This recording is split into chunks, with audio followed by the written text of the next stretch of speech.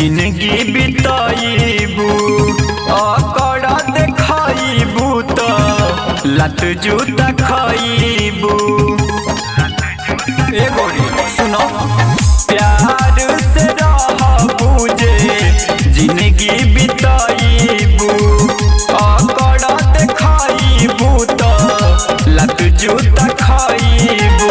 बकर बकर बोलबू जे हमसे चिर देहब मुँह खूंटा से दिल लगा के तुरबू जदी मारब गोरी जूता से दिल लगा के तुरबू जदी मारब गोरी जूता से।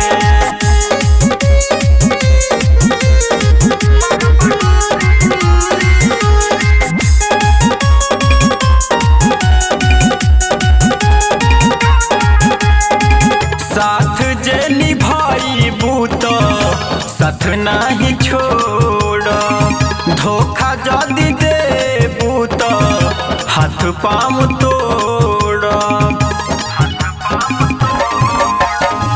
साथ जे निभाईबू तो साथ नहीं छोड़ धोखा जदी देबू तो हाथ पाँव तोड़।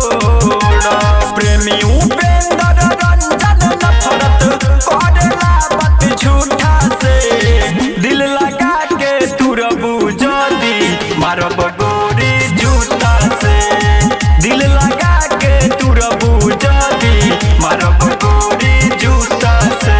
Mix by Mahakal recording studio, Dudhahi, Kushinagar.